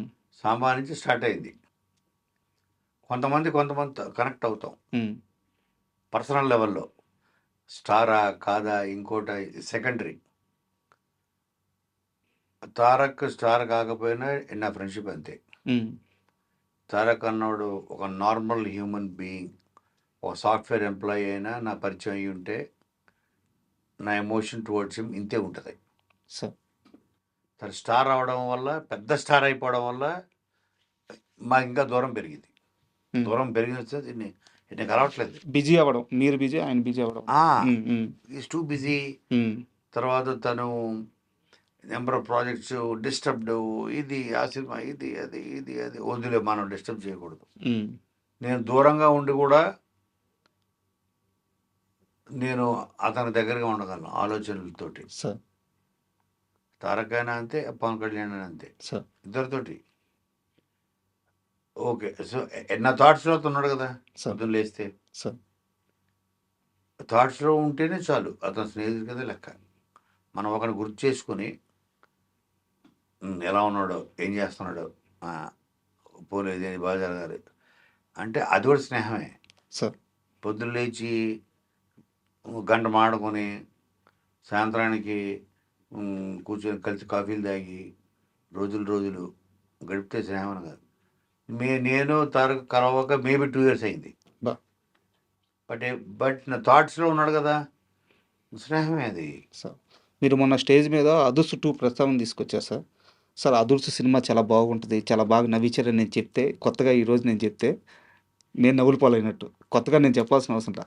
ఆ సినిమా గురించి మాట్లాడుకుంటేనే ఒక ఇంటర్వ్యూ అవుద్ది. బట్ మీకు ఒక ఇన్సిడెంట్ చెప్తాను 'అదుర్స్' గురించి. 'స్టూడియో 1' అని ఒక ఛానెల్ ఉంటది సార్ మీడియాలోనే. ఓకే. దాంట్లో ఒక ఎంప్లాయ్ సీనియరే ఇంచుమించు ఇన్‌చార్జ్ పొజిషను. వాళ్ళ మదర్ చనిపోయారు. కరీంనగర్ ఎళ్ళాడు. అక్కడ చేసుకోవాల్సిన కార్యక్రమాలన్నీ చేసుకొచ్చాడు. ఆఫీస్‌కొస్తున్నాడు. మనిషి నార్మల్ అవ్వట్లేదు. ఏజ్డే మదర్ ఏజ్డే. బట్ తల్లి కదా! అంతే కదా! నార్మల్ అవ్వట్లేదు. రూమ్‌లో కలుస్తున్నాం. నార్మల్ అవ్వట్లేదు. ఒక నెల రోజులు వెళ్ళిపోయింది సార్. బట్ అతను నార్మల్ అవ్వట్లేదు. మాతో పాటు తింటున్నాడు, ఆఫీస్‌కొస్తున్నాడు నార్మల్. ఒకరోజు సడెన్‌గా 'అదుర్స్' సినిమా ప్లే అవుతుంది. కూర్చున్నాం. అందరం చూస్తున్నాం. హ్మ్. సినిమా ప్లే అవుతుంది. నవ్వేస్తున్నాడు. హ్మ్. నవ్వుతున్నాడు. అసలు మనిషి బాగా ఎక్సైట్‌మెంట్‌గా ఎళ్ళిపోయి చాలా యాక్టివ్‌గా ఉండే మనిషి తను మళ్ళీ బ్యాక్ అయ్యాడు. నెల రోజుల నుంచి 5 ఒక మంది డిప్రెషన్‌లో ఉన్న మనిషి ఆ! ఆ కామెడీకి, ఆ క్యారెక్టర్ క్యారెక్టర్‌కి వాటన్నిటికి మళ్ళీ అతను బ్రహ్మానందం గారు ఆ రూమ్‌లోకి ఎంటర్ అవుతా, ఇప్పుడు వీడున్నాడే వీడు అనంగానే లైట్లు ఆగిపోతాయి. అవును. అప్పుడైతే కింద పడి దొర్లాడుతున్నాడు. ఫస్ట్ టైమ్ చూడట్లా సినిమా. మళ్ళీ ఓహో! ఓకే. సినిమా రిపీట్‌లో రిపీట్. చూస్తున్నాడు. అదుర్స్ అది. అబ్బా! అది అదుర్స్ అంతే. అంటే మీరు అదుర్స్ 2 తీయడం ఎంత అవసరమో చెప్పడానికి ఎగ్జాంపుల్ ఆ! చెప్తున్నాను. 100% పాసిబుల్ అవుద్దా? అవ్వాలని నేను మనస్ఫూర్తిగా కోరుకుంటున్నాను. అదైతే నాకు లైఫ్ టైమ్ అచీవ్‌మెంట్ అవార్డ్ లాంటిదే. సార్. ఇప్పుడు ఏంటి ఎన్టీఆర్ తన స్థాయి ప్రపంచ స్థాయికి ఎదిగిపోయాడు. ఒక ప్రపంచ స్థాయికి ఎదిగిపోయిన ఒక యాక్టర్‌కి, ఒక నటుడికి మళ్ళీ ఒక పురోహితుడు, ఒక బ్రాహ్మణుడి పాత్ర చేయడం కరెక్టా కాదా? ఇది పాన్ ఇండియా అవుతదా? అవ్వదా? సార్. పాన్ వరల్డ్‌కి వెళ్ళిపోయిన యాక్టర్ అన్నది మేబీ అతని మైండ్‌లో ఉందేమో అనేది నా అనుమానం. సార్. బట్ నేనేమంటానంటే మన స్పాన్ పెద్దదైతే క్యారెక్టర్ అదే. సార్. క్యారెక్టర్ ఇది మనం స్పాన్ పెంచుకుంటాం. సార్. ఓకే. అఫ్‌కోర్స్ ఇప్పుడు నేను 'బోని కపూర్' గారికి ఒక సినిమా రాస్తున్నా. సార్. వరుణ్ ధవన్, అర్జున్ కపూర్, దల్జీత్ దోసాంజ్ సార్. ముగ్గురు హీరోలు. నియర్లీ 300, 400 క్రోర్ ప్రాజెక్ట్ అది. సార్. ఓకే. స్టోరీ నాదే. స్టార్ట్ అవుతుంది సూన్. సో, అతని స్టామినాకి తగ్గట్టు market stamina, not actor stamina. Sir. తగ్గట్టు ఇదే పాత్రను పెట్టి వరల్డ్ని బిల్డ్ చేసి పాన్ ఇండియా మూవీ కూడా చేయొచ్చు అన్నది నా నమ్మకం. మీకు ఆ స్పాన్ అనేది కొత్త ఉంది సార్. మీరు సల్మాన్ ఖాన్తో వర్క్ చేశారు. నాకు తెలిసిన ఇన్ఫర్మేషన్ అయితే తనని ఎక్కడో హృతిక్ రోషన్ గారికి కూడా మీరు ఒక కథ చెప్పారు, అది జరగాలని చెప్పి తెలిసింది. అవునవును ఆ, జరుగుతుంది. ఆ, బాబీ డైరెక్టర్. సార్ హృతిక్ రోషన్తో ఎస్, బాబీ డైరెక్టర్గా జరుగుతుంది. ఇప్పటివరకు ఎక్కడన్నా రివీల్ అయింది ఇది? అయ్యో ఏంటి చెప్పేశాను ఇప్పుడు నేను. బాబీ డైరెక్టర్ జరుగుతుంది, చెప్పలేదు ఇప్పుడు దాకా, ఇప్పుడు చెప్తున్నా. Bobby director thank you. ఇంకా మేము కథ చేసాం. ఓకే. బాబీ, నేను, చక్రి అని మాతో పాటు వాళ్ళతో వేరే చక్రవర్తి సంథింగ్ ఏదో పేరు ఉంటుంది. కరెక్ట్, చక్రవర్తి రెడ్డి. అవును, పంతం తీసే. అవును, అవును మేము ఒక టీం, మేము ముగ్గురం. సార్. సో కథ తనకి చాలా బాగా నచ్చింది. చాలా బిగ్నెస్. ఎంత నచ్చిందంటే అసలు నువ్వేం తింటావు, నువ్వేమి నువ్వేం ఎక్సర్సైజ్ చేస్తావు, నీకు ఎలా వస్తాయి అలాంటి ఆలోచనలు అని బాబీని లవ్ చేసేసి రొమాన్స్ చేసేసి ఒక 1-2 hours హృతిక్ రోషన్. అందుకని మీరు గ్రేట్, మీరు సౌత్ ఇండియన్స్, మా వాళ్ళు ఈ రేంజ్ ఆలోచించరు, వాళ్ళు ఇది అది ఇలాగా సార్. అది జరుగుతుంది, అది డెఫినెట్ జరుగుతుంది. సో అంటే మనం కొంచెం స్కిప్ అయ్యాము, బట్ గుడ్ న్యూస్ అయితే తెలిసింది. సో మీకు మార్కెట్ స్పాన్ అనేది అయితే పెద్ద ఇష్యూ కాదు. లేదు, అది ఏమన్నా ఇది నాకు అనుమానం మాత్రమే. తను ఇప్పుడు మళ్ళీ ఆ బ్రాహ్మణుడి పాత్ర అనేది చిన్నదైపోతుందేమో, స్కేల్ వైజ్ పాన్ ఇండియా అవుతుందా అవ్వదా, ఒకసారి కూర్చొని డిస్కస్ చేసుకొని నాతో మాట్లాడేది, ఆ టైం తీసుకుంటే ఇద్దరికి కలిసి కూర్చుంటే ముందుకెళ్తుందని నేను 10 minutesలో కన్విన్స్ చేయగలను అని నా నమ్మకం. జరగాలి సార్, వెయిట్ చేస్తున్నా. ఎన్టీఆర్ని 100% కన్విన్స్ చేస్తా, చేయగల నమ్మకం. అది విని చేయాలి వద్దని తన డెసిషను సార్, బట్ చేయగలను. అలాంటి కథ పాయింట్ నా దగ్గర, అది స్టోకి తగ్గట్టు. Sir hope so sir. నేను యాక్చువల్గా ఇందాక చెప్పినట్టు ఎన్నో సినిమాలు ఆన్బోర్డ్ అవడానికి కారణం కోనా వెంకట్ ఇండస్ట్రీలో. అయితే పవన్ కళ్యాణ్ లాంటి ఒక స్టార్, ఇంకా అంతకుమించి స్టారే ఉంటుంది, అలాంటి ఒక స్టార్ హీరో కోనా సినిమా చేసుకో, నన్ను ఎగ్జైట్ అయ్యే కథ తీసుకొచ్చుకో, నువ్వే నిర్మాతవి, డైరెక్షన్ చేసుకుంటానంటే కూడా చేసుకో. కరెక్ట్. పవన్ కళ్యాణ్ లాంటి ఒక స్టార్ హీరో ఇంత ఆఫర్ ఇస్తే కోనా వెంకట్ ఎందుకు ఆ ప్రాజెక్ట్ ఆన్బోర్డ్ తీసుకురాలేకపోతున్నారు? ఇది జరిగి కూడా 10 years పైన అయిపోయింది. బట్ ఇచ్చింది మామూలు వ్యక్తికి కాదు కదా, అవును, కోనా వెంకటకి కదా. అంటే నాకు ఒకటి ఏంటంటే మెయిన్ అనిపించింది, నేను ఒక రైటర్గా ఓకే సార్, ఒక రైటర్గా కోన నాకు కథ కావాలి, పలానా డైరెక్టరు అంటే కళ్యాణ్కి ఏది సూట్ అవుతుంది, ఏది చేస్తే బాగుంటుంది ఇప్పుడున్న ట్రెండ్లో, దాంట్లో 100% నేను రైట్గా ఆలోచించగలను. తను ఎక్కడో స్నేహాన్ని నేను అడ్వాంటేజ్ తీసుకుని అవుతానా, నువ్వు ప్రొడ్యూస్ చేసుకో నేను చెప్తున్నాను అని తను అన్న తర్వాత నన్ను ఎందుకు ఆపిందంటే, నేను నాకు బయట వాళ్ళకి తేడా ఏముంటుంది, ఇచ్చాడు అవకాశం. ఇంకా నేను పొద్దున రాత్రి మధ్యాహ్నం వెంటబడి ఆ కథ ఉంది విను నాకు ఎందుకు కరెక్ట్ కాదనిపించింది. మా ఫ్రెండ్షిప్ ప్యూర్గా ఉంది, ఇప్పటికే ఉంది సార్. లాస్ట్ వీక్ కూడా మాకు కలిశాను నేను, లాస్ట్ వీక్ 10 days బ్యాక్ కూడా. సో నేను చెప్పే కదా, అన్కండిషనల్. మేము కలగపోయినా మేము ఆలోచనలు మాడుకుంటూ ఉంటాం. తను అమరావతిలో ఉండొచ్చు, ఇక్కడ ఉండొచ్చు. సో అదే కదా ట్రూ ఫ్రెండ్షిప్ అంటే, అన్కండిషనల్. ఇప్పుడు ఎందుకు దాన్ని అడ్వాంటేజ్ తీసుకొని ప్రొడ్యూస్ మాత్రమే చేస్తే, అంటే దేనికోసం చేయాలి? డబ్బు కోసమే కదా. డబ్బు కోసం నేను మళ్ళీ స్నేహాన్ని అడ్డు పెట్టుకున్నట్టే కదా. అది చేయకూడదు అనుకున్నా, అందుకే చేయలేదు. ఆయన ఇచ్చాడు కదా సార్ ఆఫర్, అయినా కూడా వద్దనుకోను. దాని బదులు కొన నువ్వు కథ తీసురా, నా పలానా డైరెక్టరు, నీ ఇష్టం, నీ డైరెక్టరు ఏది, పలానా ప్రొడ్యూసర్లు, నేను కాదు అని అంటే నేను 3 months ఎక్కిస్తాను ప్రాజెక్ట్. ఇక్కడ ఏమైపోయిందంటే ప్రొడ్యూసర్ కూడా నువ్వే అన్నాడు.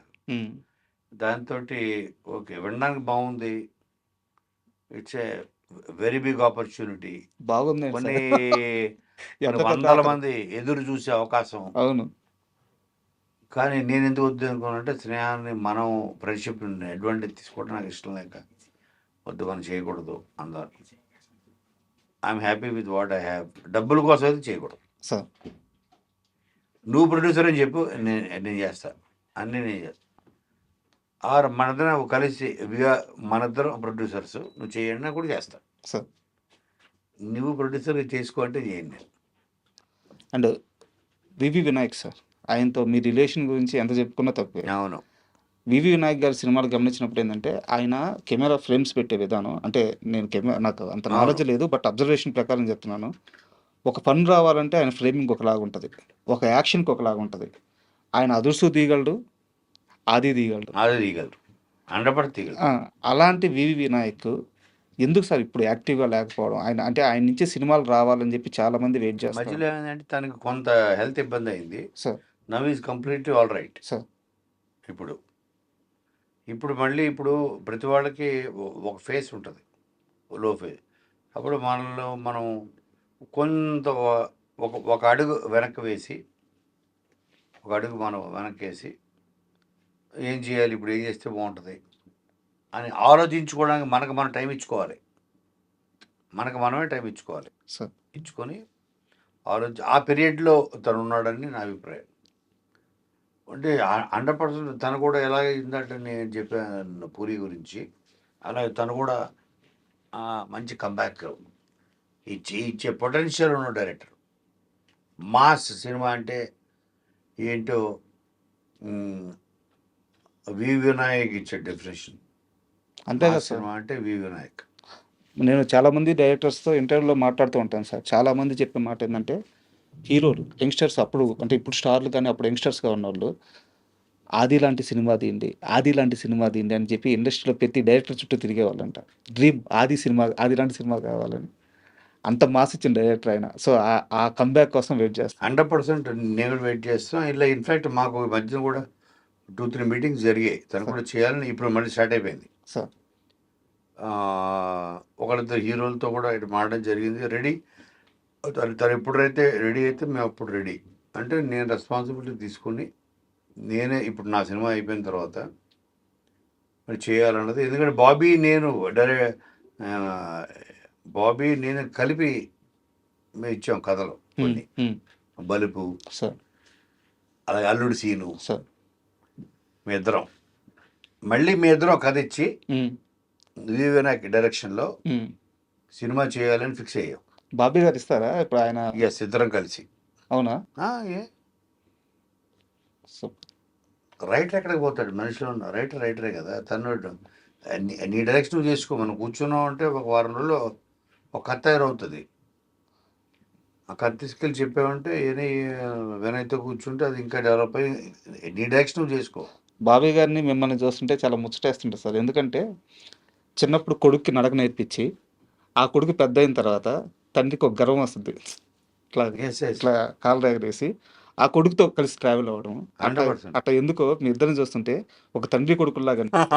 మొన్న ఆయన ఒక మాట అన్నారు ఫంక్షన్లో, కోనా గారికి డబ్బులు వస్తే ఒక కారు కొంటారు, అందులో ఒక సీట్ మాది. ఆయనకి డబ్బులు వస్తే ఒక ఇల్లు కొంటారు, అందులో ఒక గది మాది. ఆయన ఎప్పుడు అంటే ఇంత పెద్ద డైరెక్టర్ అయ్యారు, ఏ రోజు కూడా కోనా వెంకట్ని మళ్ళీ వేరు చేసి చూడట్లేదు ఆయన అసలు. నేను కూడా బాబీ సక్సెస్ వస్తే నా ఇంటి మనిషికి వచ్చినట్టు, నా కొడుకు వచ్చినట్టు, మీది ఇంకా తండ్రి ప్రేమే కదా వచ్చినట్టు అంతే. సో తన మీద కోప్పడతా, తిడతా, అలుగుతా. ఎందుకంటే ఇంకా అది పీక్ ఆఫ్ లవ్ అనమాట. అది తప్పు చేయకూడదు. ఎవరు చేసినా పర్లేదు, బాబీ తప్పు చేయకూడదు. కథ విషయంలో, సినిమా విషయంలో, ఒక నిర్ణయం తీసుకునే విషయంలో తను తప్పు చేయకూడదు అని నేను 100 నిరంతరం నా మైండ్ అదే ఉంటుంది. బాబీ ఇంకా పెద్ద హిట్ కొట్టాలి, ఇంకా పెద్ద హిట్ రోషన్ ఇంకెవరున్నారు మా కంట్రీలో? ఏం వాళ్ళతో చేసేయాలి అందరితో. ఏంటంటే తండ్రి ప్రేమ లాగే ఉంది ఇది. అది చిరంజీవి గారి సినిమా ఎలా ఉండబోతుంది సార్? చాలా గొప్ప ఉంటుంది. ఇప్పుడు మేము చేయబోతుంది మార్చిలో స్టార్ట్ అవుతుంది సార్. చాలా గొప్ప సినిమా. మళ్ళీ కొత్తగా సెన్స్ వాళ్ళతో వేరే చేసాం కదా సార్. కంప్లీట్గా ఒక డిఫరెంట్ స్కూల్కి వచ్చేస్తున్నాం. స్కూల్ మార్చేసాం. మాస్ కాదా? మా మాస్‌లోనే. మాస్‌లోనే. మాస్‌లోనే సెన్సిబుల్ మాస్. హ్మ్. ఒక సెన్సిబుల్, చాలా సెన్సిబుల్ మాస్ ఇది. సార్. అరే! చిరంజీవి గారు ఎప్పుడు చేయలేదా ఇది అనిపించే ఒక మాస్ క్యారెక్టర్. ఓహ్! ఈవెన్ క్లాస్ ఫస్ట్ ఆడియన్ కూడా హ్మ్. అరే! భలే క్యారెక్టర్ చేశారు చిరంజీవి గారు అని. Multi millionaire, billionaire, software, doctors వీళ్ళు కూడా ఇష్టపడి ముచ్చటపడే ఒక క్యారెక్టర్ కథ అది. చాలా ఎగ్జైటింగ్‌గా ఉంది సార్ మీరు చెప్తుంటే. సార్ సరిగ్గా ఒక ఏడాది క్రితం ఇదే స్టూడియోలో ఇప్పుడు మీరు ఏ చైర్‌లో అయితే కూర్చొని ఉన్నారో అదే చైర్‌లో శ్రీను వైట్ల గారు కూర్చొని ఉన్నారు. ఓహో! హ్మ్. నేను అప్పటికి యాంకర్‌ని కాలేదు. నేను రైటర్‌ని. ఓకే. బేసిక్‌గా ఒక 12, 13 ఏళ్ల నుంచి రైటర్‌ని. ఓకే. అదే చైర్‌లో శ్రీను వైట్ల గారు కూర్చొన్నారు. క్వెషనరీ రాసుకొని ఇచ్చాను. మొత్తం ఇస్తా భయపడతా, భయపడతా మీ ప్రస్తావన గురించి క్వెషనరీ ఇచ్చారు. ఉంది. కొట్టేస్తారేమో అని చూస్తా ఉన్నాను. ఓహ్! కోనా గురించి ఉందా? ఓకే అని చెప్పి నవ్వేశారు ఆయన. ఉంచండి, ఉంచండి అన్నమాట. అంటే తర్వాత కాలంలో మీ మాటలు కూడా విన్నాను. శ్రీను వైట్లతో ఇష్యూ వచ్చింది. But okay. మేము ఫ్యూచర్‌లో కలిసి పనిచేస్తాము. టైం రావాలి అని చెప్పేసి మీరు కూడా అన్నారు. ఆయన కూడా అదే అంటున్నారు. 100%. సో, మీ ఇద్దరి మధ్య ఏదో గ్యాప్ వచ్చింది గానీ, ఆ గ్యాప్‌ని గ్యాప్ దాటేశారు. Correct word. ఆ! గ్యాప్‌ని దాటేశారు. వైరం వేరు, గ్యాప్ గ్యాప్ వేరు, వేరు. శత్రుత్వం వేరు. శత్రుత్వం అయితే రాలేదు. తెలియదు.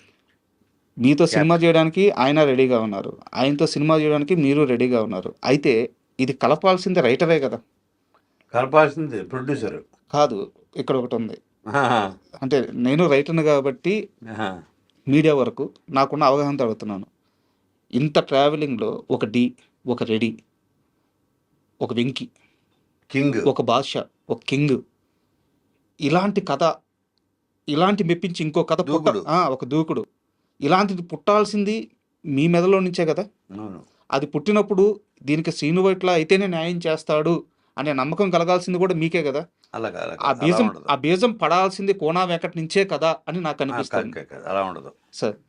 ఒక లెవెల్కి వచ్చింది ఎలా ఉంటుందంటే, ఇప్పుడు సీను అన్నవాడు పెద్ద డైరెక్టర్. సార్. ఇప్పుడు ఒక ప్రొడ్యూసరు నా దగ్గర పలానా హీరో డేట్స్ హ్మ్. ఉన్నాయి. హ్మ్.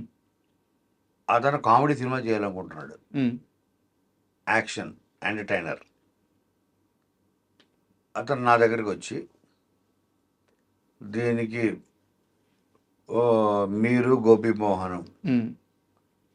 మీ ఇద్దరు జాయింట్గా చేస్తే బాగుంటుందని ఫీల్ అవుతున్నాను. ఆ హీరోని అడిగాను, ఓకే అన్నాడు. సీను దగ్గరికి వెళ్ళి హ్మ్. ఆ హీరోని అడిగాను, ఓకే అన్నాను. కోనా గోపీమోహన్ కూడా ఓకే అన్నారు. మీకు ఓకేనా? హ్మ్. నాకు ఓకే అంటాడు. హ్మ్. ఇలాగా ఆ ఇనిషియేషన్ జరగాల్సింది ప్రొడ్యూసర్ దగ్గర నుంచి. ఇప్పుడు నా దగ్గర ఉంది కదా, ఉందా? ఉంది నా దగ్గర. ఆ! నా దగ్గర కథ ఉంది. హ్మ్. ఓకే. ఆ కథ అల్లు అర్జున్కి సూట్ అవుతుంది. Sir. Okay. Seenu kind of Dookudu kind of అనుకోండి. సో ఇప్పుడు నా దగ్గర ఉంది కథ అంటే అల్లు అర్జున్ చేస్తాడా? సార్. చేయాల్సింది ఎవరు? ఇప్పుడు let's say for example Aravind గారే అనుకుందాం. హ్మ్. మా కోన మనోడు ఒక కామెడీ సినిమా చేయాలనుకుంటున్నాడు.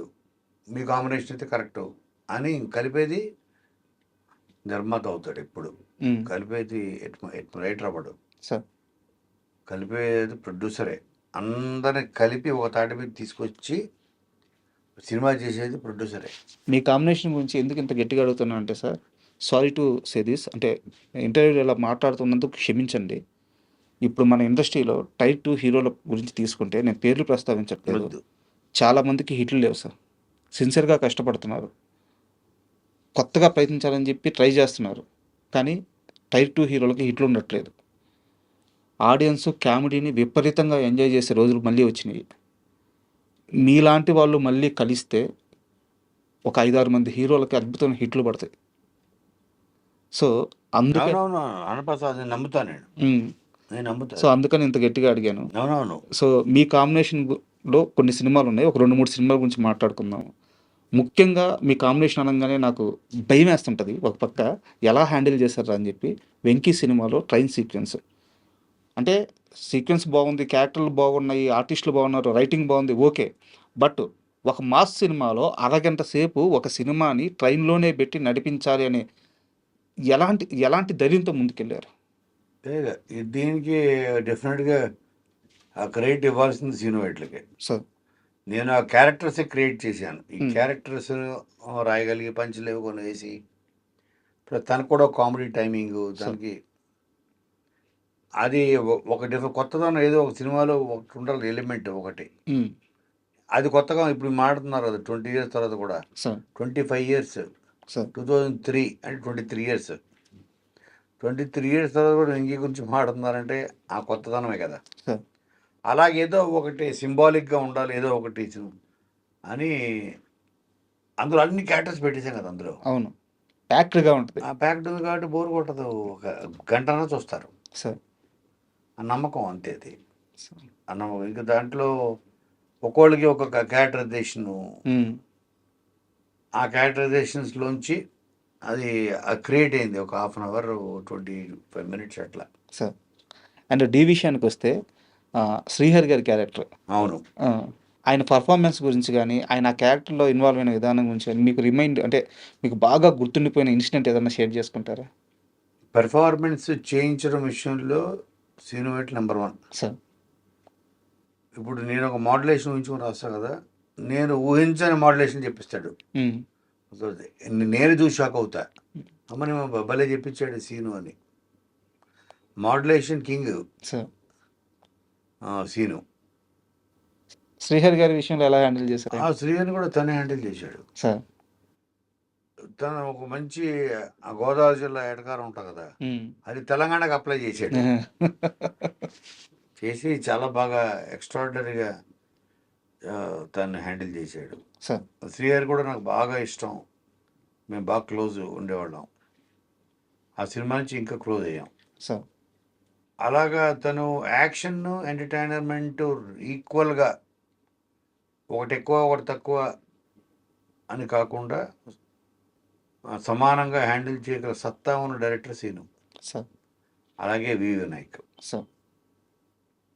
ఇలాగే ఇప్పుడు బాబీ. సార్. చాలా వెరీ ఫ్యూ డైరెక్టర్స్కి క్యాలిబర్ ఉంటుంది. కొంతమంది డైరెక్టర్స్ ఉంటారు వాళ్ళు ప్యూర్ యాక్షన్ ఎక్స్ట్రాడనరీ చేస్తారు. అవును, అవును. కామెడీ దగ్గర చెతికిలు పడతారు, వాళ్ళకి గ్రిప్ ఉంటుంది అంతా. సార్. నేను చూస్తే అర్థమైపోతుంటుంది. అవును.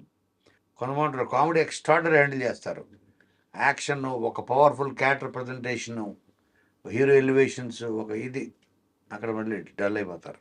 సార్. ఈ రెండు కాంబినేషన్ అనేది డెడ్లీ కాంబినేషన్. అటు ఎంటర్టైన్మెంటు ఇటు యాక్షన్ రెండింటిని అలా చేయగలిగిన వాళ్ళకి లాంగ్ లైఫ్ ఉంటుంది సార్ డైరెక్టర్స్కి. బ్రహ్మానందం గారు అంటే యుద్ధానికి పోయేటప్పుడు ఒక మంచి ఆయుధం దొరికితే ఎంత ధైర్యంగా ఉంటుందో, కోనా వెంకటకి బ్రహ్మానందం అనే ఆయుధం దొరికింది ఇండస్ట్రీలో అని చెప్పి చెప్తారనమాట. ఎందుకు ప్రతి సినిమాలో బ్రహ్మానందం గారి అంటే ఇంతకు మించి క్యారెక్టర్ రాదేమో అనిపించిన ప్రతిసారి మీరు దాన్ని బీట్ చేశారు బ్రహ్మానందం గారు. అవును, అంత బలంగా ఎలా నమ్మేవారు ఆ క్యారెక్టర్స్ మీరు? అంటే ఒకనొక చెప్పే కదా 2003 నుంచి ఆ గజాల క్యారెక్టర్ సార్ నుంచి ఆయనలో ఒక న్యాచురల్ టైమింగ్ ఉంటుంది సార్. ప్రతి క్యారెక్టర్ ఆ క్యారెక్టర్కి వెళ్ళిపోయి ఇక అసలు వీరంగం తను శివతాండం చేసేస్తాడు. మనం మనం మనం ఇవ్వగలగాలి అంతే. నాకు అర్థమైపోయింది, ఓహో ఇతని పొటెన్షియల్ మామూలు కాదు అని. అదొక ఛాలెంజ్ కింద మారిపోయింది మా ముగ్గురికి. నేను ఫస్ట్ ఆ నేమ్ గురించే నేను ఒక వారం 10 రోజులు ఫస్ట్ ఏం పేరు పెడదాం, నామకరణోత్సవానికి ఒక వారం టైం తీసుకునేవాడు. ఓకే. తీసుకొని అలా మ్యాక్డోల్ మూర్తి అని, పద్మనాభ సింహ అని, పద్మశ్రీ అని, ఇలాగా ప్రతి దాంట్లో గుర్తుండిపోయే ఇలాగా ఫస్ట్ తన క్యారెక్టరు, తన క్యారెక్టరైజేషను, తన వీక్నెస్లు ఏంటి, ఆ క్యారెక్టర్కి ఇదేంటి, తన వరల్డ్ ఏంటి, ఇది ఫస్ట్ డిస్కస్ చేసి తర్వాత స్టోరీ డిస్కస్ చేసేవాళ్ళం. ఎందుకంటే తిన్న ట్రంప్ కార్డు మళ్ళీ సెకండ్ హాఫ్లో నేను ఎంటర్ అవ్వాలి. డి తర్వాత చెప్తున్నా, డి ముందు వేరు, డి నుంచి డి తర్వాత ఇప్పుడైతే మాకు అంటే సెకండ్ హాఫ్లోనే ఎంటర్ అవ్వాలి. Second half is more important than first half audience సక్సెస్కి. అలాగలాగా తను ట్రంప్ కార్డు లాగా తీయడం మొదలెట్టాం. అన్ని కార్డులు వాడిస్తే ఇప్పుడు చూడండి అసలైన కార్డు మా దగ్గర బ్రహ్మాస్త్రం. మీరు చెప్తుంటే నాకు ఒక చిన్న సీను షేర్ చేసుకోవాలనిపిస్తుంది. 'రెడీ' సినిమాలో నన్ను మోసం చేసేసారని చెప్పి ఆయనకి మొత్తం తెలిసిపోద్ది. తెలిసిపోయి గమ్మున నడుచుకుంటా వస్తుంటే ఈయన సుధా గారనమాట. ఆయన ఎళ్లి బాగా చిక్కిపోయినట్టుంటే సర్లే నువ్వు వెళ్ళు అంటాడు. చిన్న డైలాగ్. సర్లే నువ్వు వెళ్ళు అని. అవును. అట్టా మళ్ళీ ధర్మవర సుబ్రహ్మణ్యం దగ్గరికొచ్చినప్పుడు ఊరుకోండి వాళ్ళ పాపనోళ్ళు పోతారు అంటే వాళ్ళు చేసిన ఆడ పాపాలు పాపరానికి కొంచెం పర్లేదండి. వాళ్ళు చేసిన పాపానికి నేను పోయేదట. ఏం పోయేటట్టున్నాను అంటాడు. అవును. అట్టా అసలు అద్భుతమైన రైటింగ్స్ సార్ అన్నీ ఆ సినిమాలన్నీ. రియల్లీ చాలా థ్యాంక్ యూ. ఎందుకంటే ఎంతోమందిని ఇంటర్వ్యూ చేశాను. కానీ మీలాంటి వ్యక్తిని నేను ఇంట్రడక్షన్‌లోనే చెప్పాను. ఇండస్ట్రీలో స్టార్స్ అంటే హీరోలు మాత్రమే కాదు, హీరోయిన్‌లు మాత్రమే కాదు, డైరెక్టర్లు మాత్రమే కాదు. రైటర్ కూడా ఒక స్టార్. రైటర్‌కి కూడా ఒక 100%. బ్రాండ్ ఉంది అని నిరూపించిన కమర్షియల్ రైటర్ మీరు. ఇంకా గట్టిగా చెప్పాలంటే తొలి కమర్షియల్ స్టార్ రైటర్ మీరు. అయ్యయ్యో! నేనేంటండి 'పరుచు బ్రదర్స్' మరి కాదు స్టార్ కాదు రైటర్స్ ఆళ్ళు. కాదు. సత్యానంద్ గారు. అహా! నేనంటుంది ఏందంటే కమర్షియల్ అంటే సినిమా కోట్లలోకి వెళ్ళిపోయిన తరువాత జంజాల గారున్నారు, వి వి ఈవీవి గారున్నారు. వాళ్ళందరూ సినిమాని ఒక బడ్జెట్‌లో, ఒక లిమిట్‌లో పెట్టి తీసేవారు. సినిమా 100 కోట్లకెళ్ళిన తర్వాత కూడా రైటర్‌కి ఒక స్థానం ఉంటది అని నిరూపించిన తొలి రైటర్ అంటున్నాను. హ్మ్. సో, అట్లాంటి రైటర్ నేను ఇప్పుడు ప్రతి వాళ్ళకి ఒక అదేమంటారు తరం అంటారు కదా! సార్ తరం మారే కొద్దీ కొత్త తరం వస్తుంటది. ఆ తరానికి వాళ్ళు గొప్పోళ్ళు. ఈ తరంలో రైటర్‌కి స్టార్ వాల్యూ ఇవ్వాలి. ఒక హీరో వస్తే ఫస్ట్ అందరూ లేచి నుంచొని కుర్చీ ఏసి బాబు బాబు అని హీరోని ఎలా కూర్చోబెడతారో ఒక రైటర్ ఎంటర్ అయితే సెట్‌లోకి అదే చేయాలి సార్ అని నేను ఎక్స్‌పెక్ట్ చేస్తా. ఏ రైటర్ ఎనీ రైటర్‌కి ఆ స్థానం. ఆడొచ్చాడంటే అసల వచ్చాడా కూర్చో అనకుండా సార్ అందరూ లేచి నుంచోవాలి. అతనికి కుర్చీ వేయాలి. హీరో పక్కనే కుర్చీ వేయాలి. హీరోతో సమానంగా హీరోకి ఏ ఫుడ్ పెడితే ఆ ఫుడ్ పెట్టాలి. Sir okay. హీరోకి ఏ జ్యూస్ ఇస్తే ఆ జ్యూస్ ఇవ్వాలి. ఆ స్థానం మనం తీసుకురావాలి అన్నదే నా ఇది. సార్ అలాగే నేనిప్పుడు ఏ సెట్‌కెళ్ళినా హీరోతో సహా అందరూ లేచి నుంచుంటారు. Super sir. ఆ గౌరవం రైటర్‌లకి సంపాదించా. నా కోసం కాదు. Correct. Thank you very much sir. Thank you. మీరు ఈ ప్రయత్నం ఏదైతే ఇప్పుడు తీస్తున్న మీ సినిమా సూపర్ సక్సెస్ అవ్వాలి. Thank you. అండ్ అలాగే మీరు త్వరలో 'అదుర్స్ 2' కూడా తెర మీదకి తీసుకురావాలని మనస్ఫూర్తిగా కోరుకుంటున్నాను. Thank you very much.